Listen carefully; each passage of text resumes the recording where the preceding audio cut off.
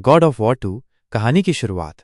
God of war 2 की कहानी पहले गेम के ठीक बाद शुरू होती है। क्रेटोस अब एरीज को मारकर युद्ध का नया देवता बन गया है, लेकिन ओलंपियन देवताओं खासकर ज़्यूस को उसकी बर्बर और विनाशकारी प्रवृत्ति से परेशानी हो रही है। क्रेटोस अपने स्पार्टन योद्धाओं को युद्ध में नेतृत्व कर रहा है और वे पूरे ग्रीक जगत में तबाही मचा रहे हैं। ज़्यूस का विश्वासघात और क्रेटोस का पतन।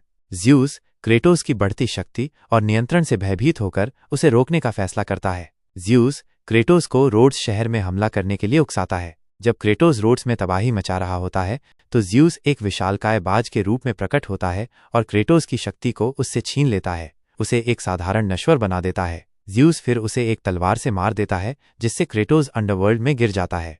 गाया का उदय और क्रेटोस का पुनरुत्थान। अंडरवर्ल्ड में क्रेटोस को गाया टाइटन की मां मिलती है। गाया और अन्य टाइटन्स जो ज़्यूस और ओलंपियन देवताओं द्वारा कैद किए गए हैं, क्रेटोस को बताते हैं कि वे भी ज़्यूस से बदला लेना चाहते हैं। गाया क्रेटोस को पुनर्जीवित करती है और उसे टाइटन्स के साथ मिलकर ज़्यूस को हराने और ओलंपियन देवताओं को नष्ट करने में मदद करने के लिए कहती है। प्रतिशोध की यात्रा।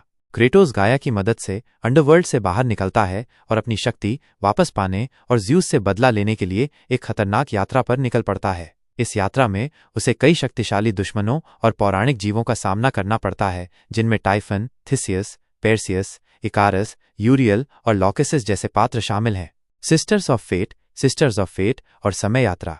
क्रेटोस का मुख्य लक्ष्य सिस्टर्स ऑफ फेट भाग्य की बहनें तक पहुंचना है। ये बहनें समय को नियंत्रित करती हैं और क्रेटोस उनका उपयोग अतीत में जाकर ज़्यूस को हराने के लिए करना चाहता है। इस यात्रा में क्रेटोस को कई पहेलियां सुलझानी पड़ती हैं और बाधाओं को पार करना पड़ता है। अंत में वो सिस्टर्स ऑफ फेट को ढूंढता है और उनसे ज़्यूस के साथ अपनी लड़ाई के समय में वापस जाने की मांग करता है।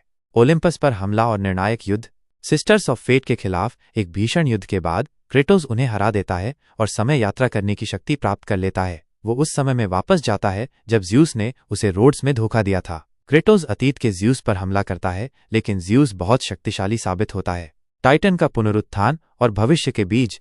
क्रेटोस ज़्यूस को हराने के लिए समय यात्रा करके टाइटन युद्ध के अंत तक पहुंचता है। वो वहां से टाइटन्स को भविष्य में ले आता है, ठीक उसी क्षण में जब ज़्यूस उस पर हमला कर रहा होता है। क्रेटोस और टाइटन्स मिलकर ओलंपस पर्वत पर हमला करते हैं, एक महाकाव्य युद्ध शुरू करते हैं जो गॉड ऑफ वॉर 3 की घटनाओं की नींव रखता है। खेल का अंत तब होता है जब क्रेटोस गाया के साथ ज़्यूस को चुनौती देने के लिए तैयार होता है, जिससे गॉड ऑफ वॉर 3 की कहानी का मंच तैयार होता है।